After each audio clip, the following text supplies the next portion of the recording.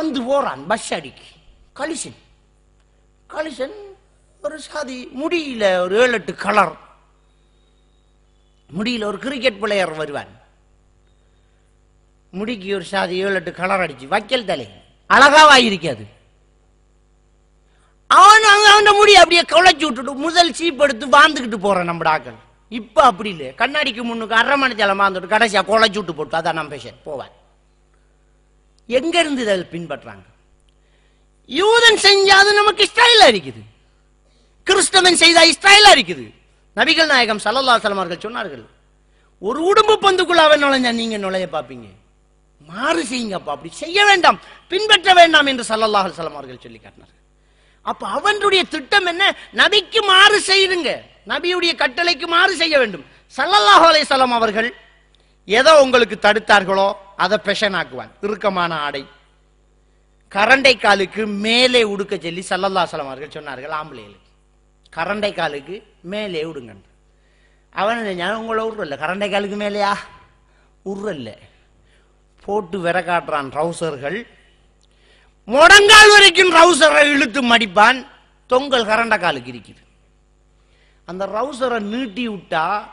செருப்பெல்லாம் போட இயலாது பாருங்க இப்ப வார ரவுசரை பாருங்க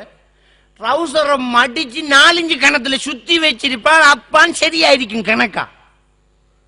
அப்ப கரண்டை காலு கீழே போறதுதான் பெஷன் நபீட பெஷன் எல்லாம் பெஷன் இல்லை இப்ப மனநிலை என்ன பிள்ளைகளை கொஞ்சம் கரண்டை காலுக்கு மேல நாம உடுத்து போனா என்ன 40க்கு எடுத்தாண்டு கேட்க ட்ரௌசர் அது அவருக்கு ஃபேஷன் தெரியாது நாகரிகம் தெரியாது மௌலிமாரெல்லாம் இப்படித்தான் உங்களுக்கு எல்லாம் ஃபேஷனே தெரியாது இப்ப மௌலிமாரே ஃபேஷன் ஆயிட்டான் அவரும் கரண்டை காலுக்குல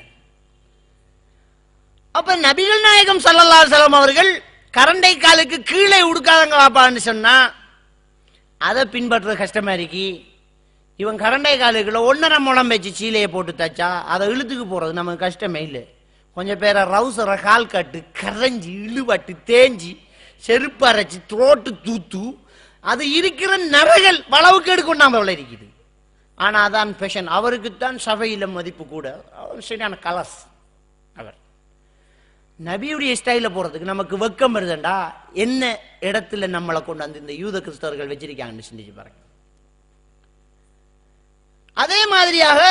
பெண்களை நபிகள் நாயகம் ஸல்லல்லாஹு அலைஹி வஸல்லம் அவர்கள் மறைந்து வாழ சொன்னார்கள் திரைமறைவில் நின்றுதான் பேசணும் என்றார்கள் முகத்துக்கு சீலையை போட்டு மறைக்க சொன்னார்கள் இன்னைக்கு உடுப்புல நல்ல காத்தோட்டமான ஜன்னல் கதவெல்லாம் வச்சுக்கிட்டு தான் சட்டைல் டிசைன் ஃபேஷன் சல்வார் கிட்டு கடைக்கு வருது கையை வேறையா கொடுக்கான்னு விரும்பி நான் வச்சுட்டா இல்லாட்டி பிள்ளைக்கு வை போ கக்கா துறைச்செறியறதுக்கு சல்வார் கிட்டு வேற கை வேற வருது அப்ப கையை வச்சு தைக்கணும் உடுப்பு பழசா பேத்துரும் அப்படி கொஞ்சம் பெண்கள் நிலைமை ஏன்டா கையை தச்சு வர கட்டினா போடலாம் கையை வச்சு தைக்கணும் புள்ள பெருத்து பேத்தி சட்டை காணா பேத்து கை அலுமாரிக்க புத்தா புதுசு சட்ட பழசு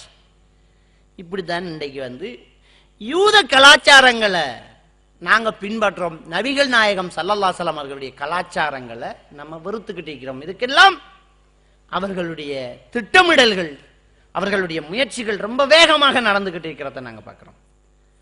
பெருமானார் ஸல்லல்லாஹு அலைஹி வஸல்லம் அவர்கள் மதீனாவுக்கு வருகின்றார்கள் அந்த மக்கள் ஒரு விழா கொண்டாடி கொண்டிருக்கின்றார்கள் ஸல்லல்லாஹு அலைஹி வஸல்லம் அவர்கள் சொன்னார்கள் முஸ்லிம்களை பார்த்து சொன்னார்கள் இதுக்கு பகரமாக அல்லாஹ் உங்களுக்கு 2 விசேட தினங்களை தந்திருக்கின்றான் அதை கொண்டாடுங்கள் இவர்களுக்கு மாறு செய்யுங்கள் ஹஜ்ஜு பெருநாள் நோன்பு பெருநாள் என்றார்கள் நமக்கு வேற இருக்குது அவனை பின்பற்றாதே ஒரு நாள் நோன்பு நோட்டுக் கொண்டிருக்கின்றார்கள் யூதர்கள் ஏன் நோன்பு நோட்கின்றீர்கள் முஹர்ரம் பிறை 10 நாங்கள் நோன்பு நோட்போம் ஆஷூரா நோன்பு ஏன் மூசா என்று சொல்லக்கூடிய அவர்கள் மோசே என்று சொல்வார்கள் மூசா அலைஹிஸ்ஸலாத்து வஸ்ஸலாம் அவர்களை அல்லாஹ் கடலிலே காப்பாற்றினான் ஃபிரௌனிடம் இருந்து அந்த நன்றி கடனுக்காக நோன்பு நோட்கிறோம் என்றார்கள் நபிகள் நாயகம் ஸல்லல்லாஹு அலைஹி வஸல்லம் அவர்கள் இதுக்கு தகுதி உள்ளவர்கள் உங்களை விட நாங்களே நீங்கள் நோன்பு நோற்றுக் கொள்ளுங்கள் என்று சொல்லிவிட்டு கடைசி ஆண்டிலே சொன்னார்கள் நான் வரக்கூடிய வருடம் உயிரோடு இருந்தால் அவர்